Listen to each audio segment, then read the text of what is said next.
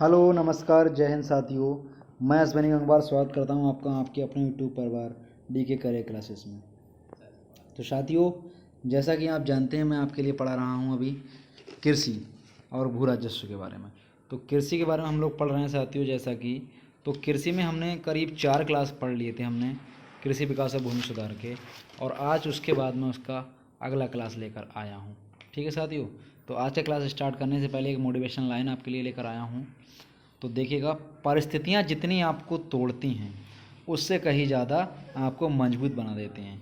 यानी कि परिस्थितियाँ चाहे कैसी भी हों, हमको उसमें कभी भी घबराना नहीं चाहिए। चाहे परिस्थितियाँ हमें कितना भी तोड़ें, लेकिन हमें वो उतना ही ज़्यादा अंदर से स्ट्रांग बनाती हैं, उतना ज़्यादा हमको अंदर से मजबूत बनाती हैं। ठीक है, तो हमें अपनी हर परिस्थिति से लड़ना चाहिए और उससे कभी भी हार नहीं माननी चाहिए। वो हमें लगातार अंदर से मजबूत बना रही हैं और एक दिन हमको सफलता ज़रूर मिलेगी। ठीक है, तो आज की क्लास स्टार्ट करते हैं। स्वागत है करियर क्लास में आप सभी का।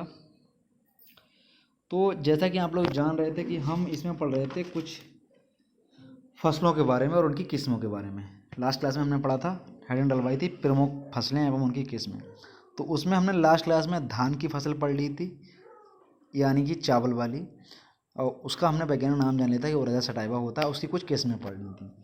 उसके बाद हमने लास्ट की क्लास में गेहूं की फसल पढ़ ली थी और गेहूं की प्रजातियां जान ली थी, गेहूं की किस्में जान ली थी। तो आज मैं आपके लिए लेकर आया हूं तीसरा किस्म का पौधा, जिसको हम लोग सरसों कहते हैं। तीसरी फसल लेकर आए हैं सरसों। तो सरसों की कौन कौन सी प्रमुख प्रजातियां हैं उनके बारे में जानेंगे। कौन कौन से सवाल आ चुके हैं अभी तक उत्तर प्रदेश की विभिन्न परीक्षाओं में या और परीक्षाओं में। ठीक है, तो हम वही आपके लिए ज़्यादातर लेकर आए हैं जो सवाल आए हुए हैं। ठीक है, वही प्रजातियाँ ज़्यादातर लेकर आए हैं। तो बात करते हैं अगर सरसों के वैज्ञानिक नाम की, तो सरसों का जो वैज्ञानिक नाम होता है वो होता है आपका ब्रेसिका कंप्रेस्टिस। ठीक है, क्या नाम है? ब्रेसिका कंप्रेस्टिस।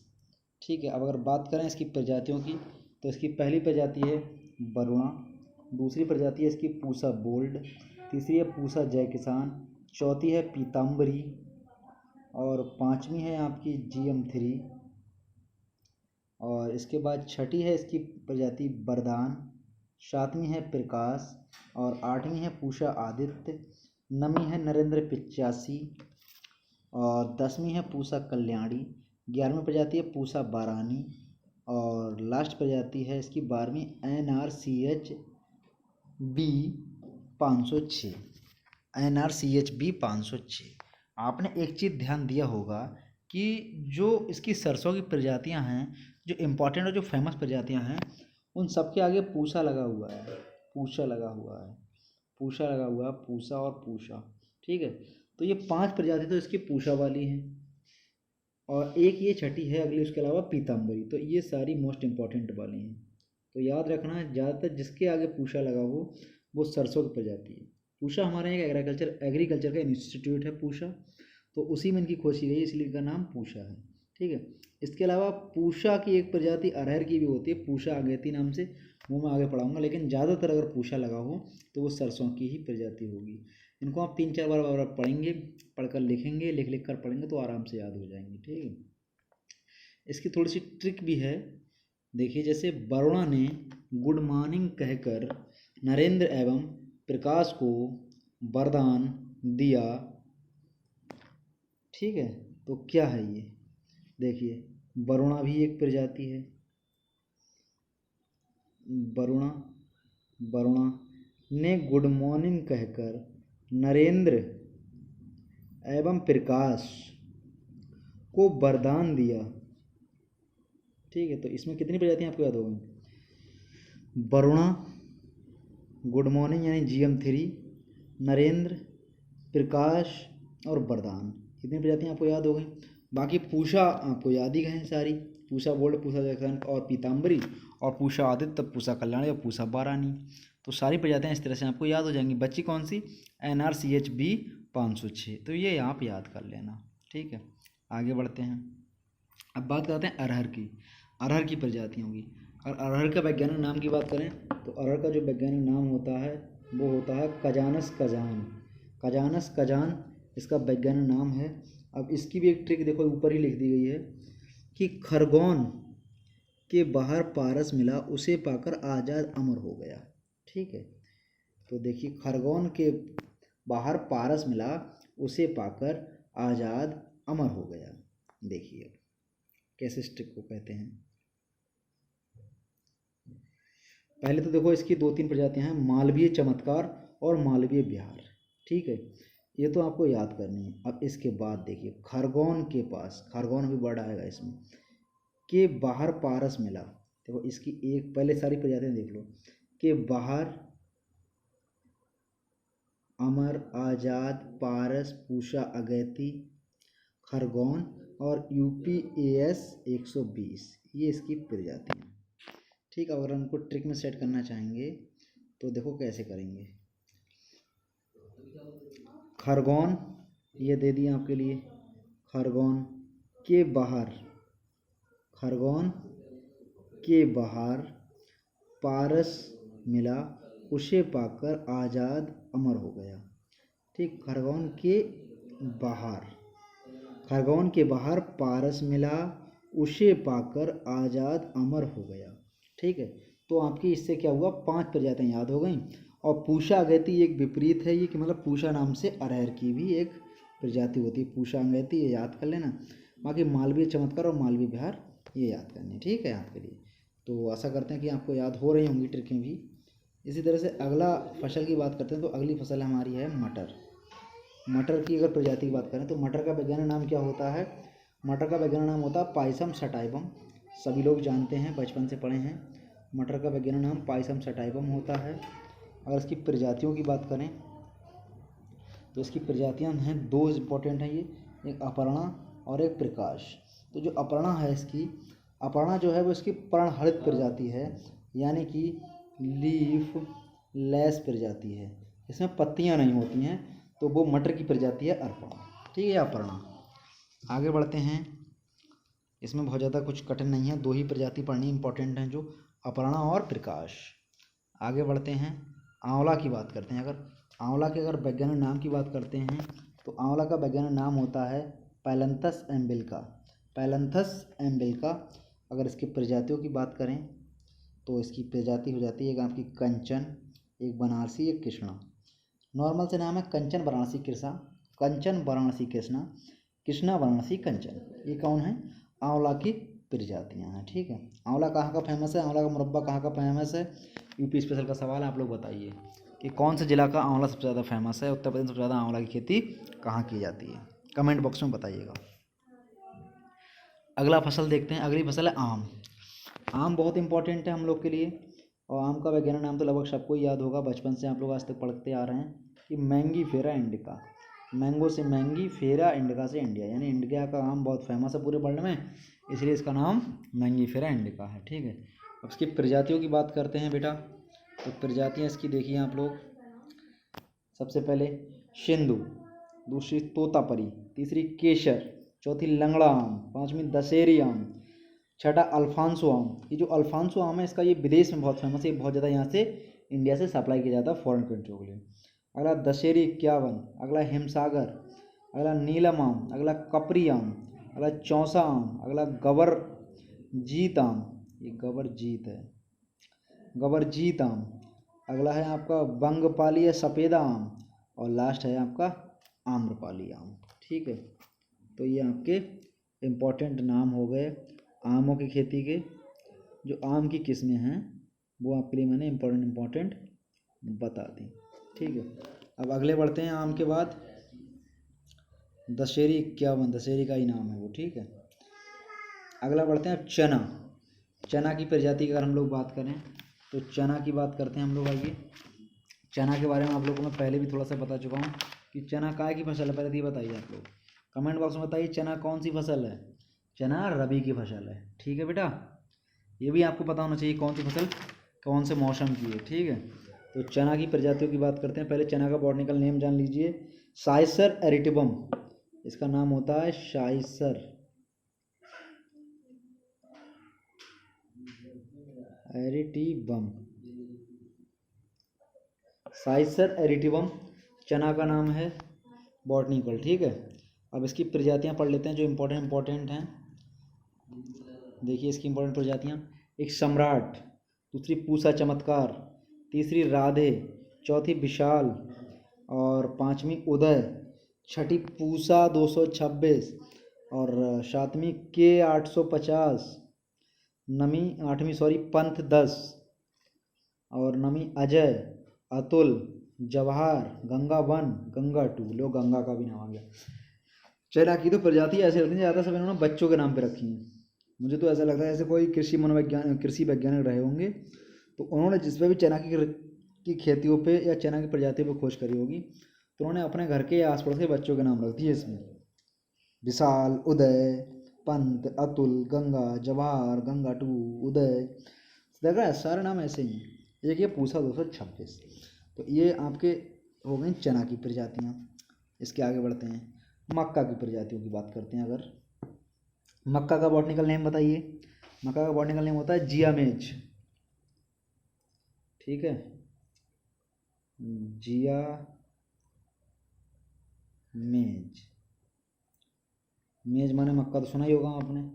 बॉटनिकल नेम होता है इसका, वैज्ञानिक नाम होता है जियामेज। ठीक है, इसके देखो नाम जान लेते हैं थोड़े से।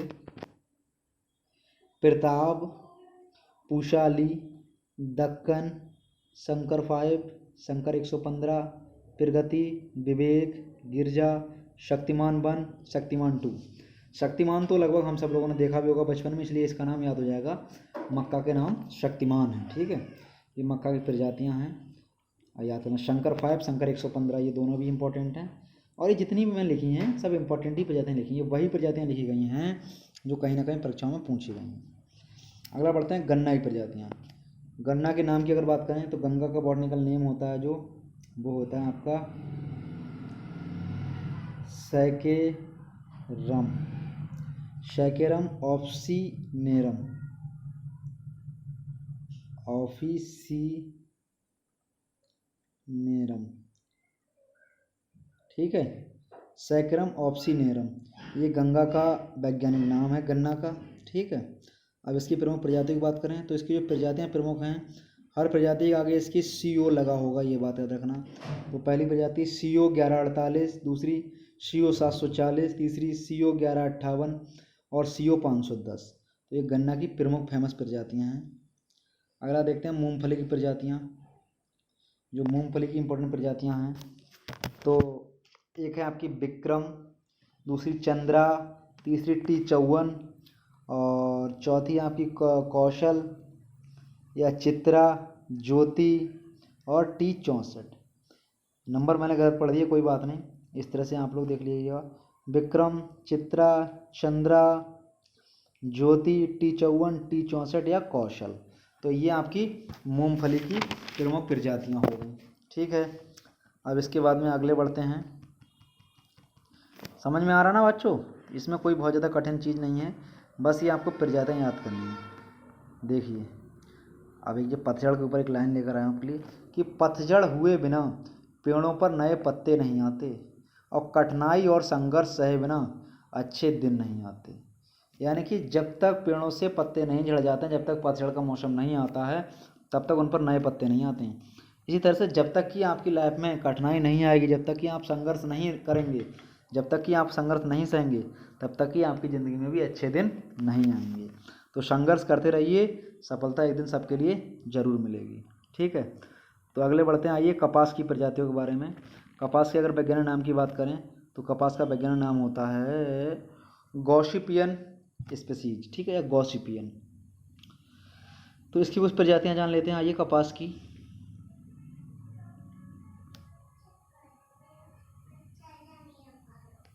देखो कपास की प्रजातियां हैं आपकी, एक तो जयलक्ष्मी, महालक्ष्मी, सुजाता, देशी, श्यामली, सुबिन, लोहित यूपी के, F414 या MCO 56।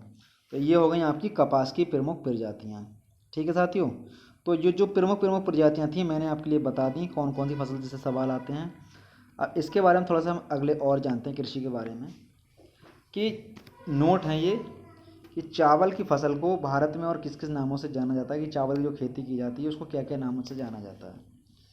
देखो, जो चावल की जो फसल होती है इसको क्या क्या नामों से जाना जाता है। और चावल की फसल को अमन, साली, अगहनी, ओस और आपका बोरो या डलुआ या कार्तिकी इतने नामों से जाना जाता है। ठीक है, हम जो चावल की कृषि करते हैं पूरे भारत में, या चावल की खेती होती है तो उनको इन नामों से जाना जाता है। अब बात आती है अगर अमन की खेती की, कि अमन की खेती हम लोग कैसे करते हैं। तो जो अमन की खेती होती है, जो अमन का पौध होती है, तो अमन को पौध बोकर या बीज का छिड़काव कर कर दोनों तरह से इसकी पैदावार की जाती है। दूसरा पॉइंट, जो ओस है, ये ओस, इसको बीज छिड़काव करके पैदावार की जाती है। क्योंकि ये जो है बीज छिड़काव वाली तरीका, ये आपका जो हमारा पूर्व उत्तर वाले राज्य हैं, जो हमारी 7 सिस्टर्स वाले राज्य हैं, वहाँ पे क्या है, वहाँ पे जनसंख्या भी कम है, लोग भी कम है और भूमि भी सबके पास कम है। तो वहाँ पे इस तरह की खेती की जाती है। ठीक है, कहाँ पे, बीज छिड़काव करके। ठीक है, अब वो बोरो या डलुआ वाली जो एरिया, ये हम लोग की तरफ होता है, उत्तर भारत में ज़्यादातर।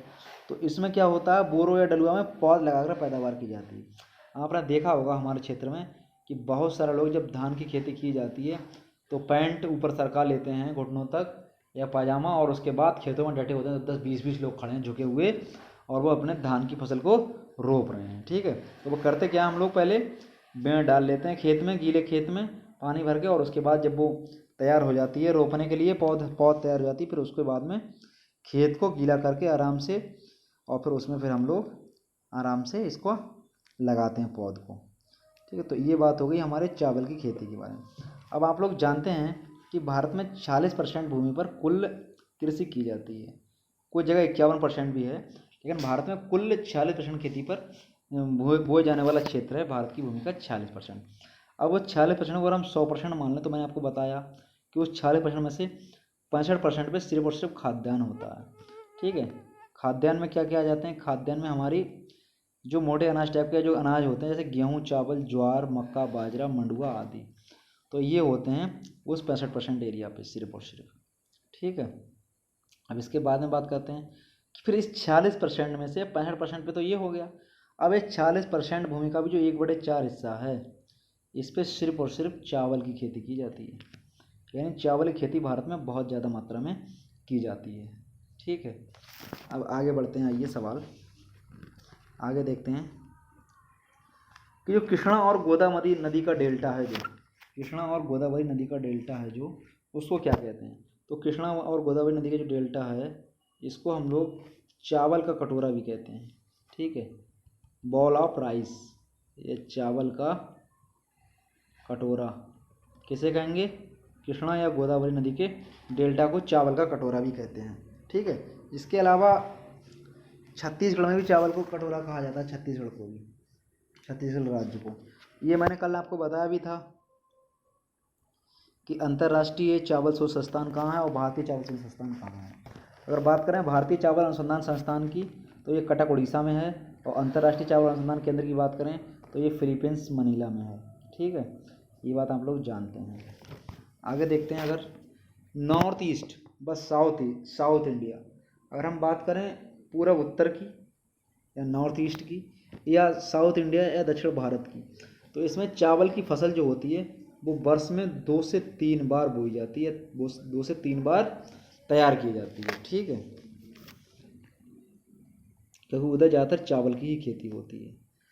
किसके कारण होती है, अनुकूल जलवायु एवं मानसून के कारण चावल की फसल कई बार उधर हो जाती है। अनुकूल जलवायु एवं मानसून के कारण चावल की फसल कई बार की जाती है, क्योंकि उधर की जो जलवायु है वो उनके लिए अनुकूल है, और चावल की खेती वहाँ पे बार बार की जा सकती है।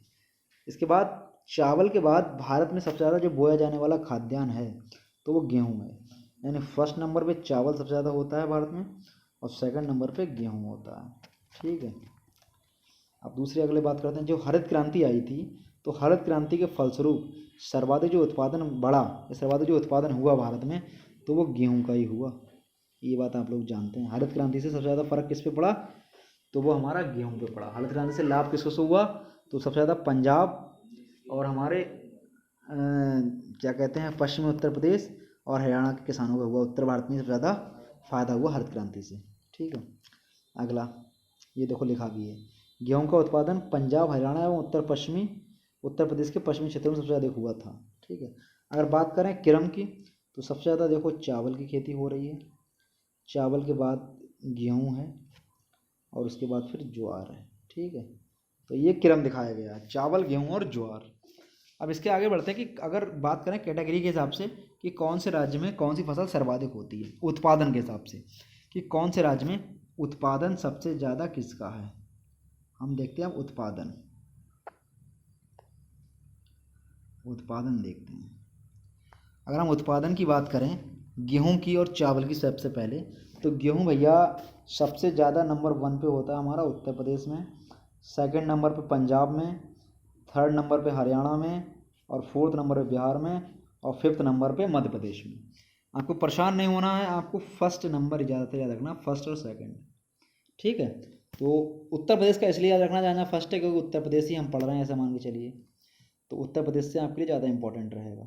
तो गेहूँ सबसे ज़्यादा उत्तर प्रदेश में, सेकंड नंबर पे पंजाब में, उत्पादन की दृष्टि से बता रहे हैं हम आपको, और तीसरे नंबर पे हरियाणा का, चौथे नंबर पे बिहार में, और पाँचवें नंबर पे मध्य प्रदेश में। ये नए आंकड़े हैं 2020-21 के। चावल की बात करें तो नंबर 1 पे हमारा पश्चिम बंगाल है, नंबर 2 पे उत्तर प्रदेश है, नंबर 3 पे आंध्र प्रदेश है, नंबर 4 पे बिहार है, नंबर 5 पे पंजाब है, ठीक है।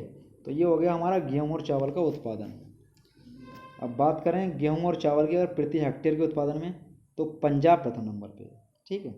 गेहूँ और चावल दोनों में हेक्टेयर के हिसाब से देखो तो भैया सबसे ज़्यादा उत्पादन जो करता है हेक्टेयर के हिसाब से, तो वो पंजाब ही करता है, ठीक है। यही बात इंपॉर्टेंट है।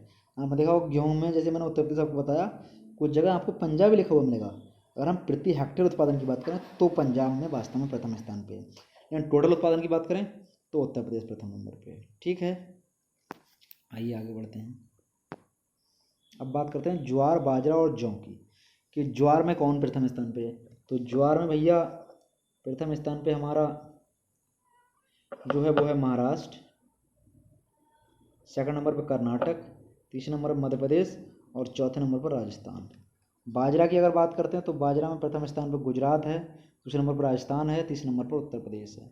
इस प्रकार अगर जौ की बात करते हैं तो जौ में प्रथम स्थान पर उत्तर प्रदेश है, सेकंड स्थान पर राजस्थान है, तीसरे नंबर बिहार है, नंबर 4 पे पंजाब है। जो जौ होता है ये गेहूँ की तरह ही एक पौधा होता है, और गेहूँ की लगभग किस्म का भी ये है, और दूसरी चीज़ ये गेहूँ का ही एक सब्सिट्यूट है, ठीक है। तो आप जानते हैं उत्तर प्रदेश में तो है ही है, राजस्थान में ज़्यादातर गेहूँ की खेती नहीं होती है, तो वो क्या करते हैं जौ का उत्पादन कर लेते हैं, ठीक है। तो राजस्थान, बिहार और पंजाब, इस तरह से इसका क्रम है। इसके बाद बात करते हैं अगर हम मूंगफली की, नारियल की और दलहन की, तो दलहन में तो मध्य प्रदेश ही टॉप पे, आपको पता ही होगा। मूंगफली बेटा सबसे ज़्यादा हमारे गुजरात में होती हैं, उसके बाद नंबर 2 पे आंध्र प्रदेश में, नंबर 3 पे उत्पादन तमिलनाडु में, नंबर 4 पे कर्नाटक में। इसी प्रकार अगर हम नारियल की बात करें तो आप लोग जानते हैं नारियल समुद्र के किनारे होता है, तो समुद्र के किनारे वाले जो राज्य हैं, तटीय राज्य हैं, उन्हीं में ही नारियल की खेती होती है। तो सर्वाधिक अगर नारियल की बात करें उत्पादन में, तो नंबर 1 पे केरल और नंबर 2 पे तमिलनाडु। इसके अलावा जितने भी हमारे तटीय राज्य हैं, थोड़ी बहुत नारियल की खेती सब में होती है, 9 राज्यों में होती है, लेकिन अगर खेती की बात करें टॉप पे तो केरल फर्स्ट पे और तमिलनाडु सेकंड पे है। इसके बाद बात करें दलहन में, तो दलहन में हमारा मध्य प्रदेश फर्स्ट पे है, आप लोग जानते हैं कि एमपी में सबसे ज़्यादा दालें होती हैं। इसके बाद उत्तर प्रदेश सेकंड नंबर पे, इसके बाद हरियाणा तीसरे नंबर पर, और पंजाब चौथे नंबर पे है, ठीक है। तो ये हमारा हो गया। इसके बाद आगे बढ़ते हैं, तिलहन फसलों की बात करें अगर, तिलहन की, गन्ना की, कपास की और पटसन की, तो तिलहन में हमारा नंबर 1 पे आता है मध्य प्रदेश, तिलहन में भी नंबर 1 पे ही है, दलहन में भी है और तिलहन में भी है। नंबर 2 पे गुजरात, नंबर 3 पे उत्तर प्रदेश, नंबर 4 पे बिहार, नंबर 5 पे राजस्थान। तिलहन में मतलब ऐसी कृषि या ऐसे पौधे जिनसे हमें तेल की प्राप्ति होती है, ठीक है, वनस्पति तेलों की प्राप्ति होती है। अगला गन्ना, गन्ना की अगर उत्पादन की बात करें तो भैया आप जानते हैं उत्तर प्रदेश नंबर 1 पे है। लेकिन दुर्भाग्य की बात यह है कि उत्तर प्रदेश गन्ना की खेती में तो नंबर 1 पे, लेकिन उत्तर प्रदेश में चीनी मिलों की संख्या ज़्यादा नहीं है। चीनी उत्पादन में उत्तर प्रदेश सबसे आगे नहीं है, चीनी उत्पादन में सबसे आगे महाराष्ट्र ही है, ठीक है। तो गन्ना उत्पादन में सबसे ऊपर है उत्तर प्रदेश, नंबर 2 पे महाराष्ट्र, नंबर 3 पे तमिलनाडु और नंबर 4 पे कर्नाटक। लेकिन अगर चीनी उत्पादन की बात करें तो उत्तर प्रदेश भैया नीचे आ जाता है और पंजाब ऊपर पहुंच जाता है। आगे आते हैं कपास की बात करें अगर, तो कपास उत्पादन में नंबर 1 पे हमारा गुजरात है, उसके बाद हमारा महाराष्ट्र है, उसके बाद मध्य प्रदेश है, उसके बाद पंजाब, उसके बाद कर्नाटक है।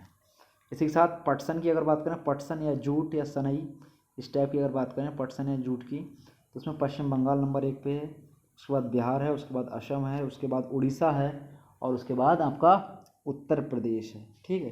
तो हमें साथियों इस तरह से राज्य याद करने हैं जो फर्स्ट नंबर पे हैं या सेकंड नंबर पे हैं, ठीक है। तो फर्स्ट या सेकंड वाले हमें याद करने हैं ज़्यादा से ज़्यादा। ठीक है, अब आगे बढ़ते हैं इसके साथ ही। और उत्तर प्रदेश जरूर देखना है, क्योंकि उत्तर प्रदेश के बारे में हम पढ़ रहे हैं कि उत्तर प्रदेश कौन सा स्थान रखता है कौन सी फसल को, उत्तर प्रदेश का जरूर देखना है। ठीक है, इसके अलावा साथियों एक आपका ये साइड से रह गया, मैंने जूम ज़्यादा कर दिया, चाय। अगर हम चाय की बात करें तो चाय कौन से नंबर पे आती है, तो चाय हमारा चाय का नंबर 1 पे, अगर 7 सिस्टर का राज्य असम, तो असम नंबर 1 पे चाय की खेती में। इसके बाद में पश्चिम बंगाल में दार्जिलिंग की पहाड़ियाँ। इसके बाद तीसरे नंबर पे तमिलनाडु, और नंबर 4 पे हमारा केरल, और उसके बाद त्रिपुरा। ये राज्य हैं जो चाय का उत्पादन करते हैं, चाय के उत्पादन में अग्रणी राज्य हैं। तो साथियों कैसा लगा हमारा आज का क्लास, लगभग आशा करता हूँ कि आपको समझ में आया होगा। और एक बार और देख लेना, आज का क्लास काफ़ी इंपॉर्टेंट था ये, और हम इसके साथ ही कई सारी चीज़ें इस क्लास के साथ साथ हम लोग की ख़त्म हो चुकी हैं। आप जानते हैं हम लोगों ने भू राजस्व पढ़ लिया है, कृषि के बारे में ये पढ़ रहे हैं, अभी हम कृषि कुछ व्यवस्थाएं पढ़ेंगे, और लगभग मान के चलिए आपका कुल मिला के आधा लगभग ये निपट चुका है। क्या? ग्रामीण परिवेश। इसके अलावा अगर बात करते हैं उत्तर प्रदेश स्पेशल की, तो उत्तर प्रदेश स्पेशल मैं आपके लिए अलग से पढ़ाऊँगा। आप लोग चाहेंगे तो ग्रामीण परिवेश में ही पढ़ा देंगे, लेकिन उत्तर प्रदेश स्पेशल मैं चाहता हूँ कि आपको अलग से पढ़ाया जाए, क्योंकि उत्तर प्रदेश स्पेशल जो है वो नॉट ओनली लेखपाल, इसके अलावा और भी सारे एग्जामों में भी आता है। उत्तर प्रदेश सरकार के जितने भी एग्ज़ाम आप देते हैं, चाहे किसी भी आयोग के हों, वो लगभग समय भी आता है। तो उत्तर प्रदेश का मैं आपके लिए अलग से लिस्ट बना दूंगा और अलग से पढ़ा दूंगा। और हमारे बहुत सारे साथी हमें टेलीग्राम पे मैसेज कर रहे थे, अलग से मैसेज कर रहे थे कि भैया ग्रामीण परिवेश से क्लास नहीं पढ़ रहे हैं। तो मैं थोड़ा व्यस्तता में था, कहीं चला गया था बाहर, तो अभी लगातार ग्रामीण परिवेश से क्लास नहीं पढ़ पाया, कुछ दिन से थोड़ा सा दिक्कत में था मैं, तो क्लास थोड़े से मिस हो गए थे मेरे। लेकिन अब आप लोग परेशान मत होइएगा, आशा करता हूँ कि आपके लिए पर डे रेगुलर ग्रामीण परिवेश का क्लास मैं दे पाऊँ, और मैं पूरी कोशिश करूँगा। ठीक है, तो लगातार आप हमारे चैनल से जुड़े रहिए, ज़्यादा से ज़्यादा चैनल को सब्सक्राइब कीजिए, ज़्यादा से ज़्यादा लोगों को शेयर कीजिए, और ज़्यादा से ज़्यादा लोगों को बताइए कि यहाँ पर अश्विनी सर ग्रामीण परिवेश पढ़ा रहे हैं, ताकि सभी लोगों का इसमें लाभ मिल सके। ठीक है साथियों, तो thanks for watching, okay bye.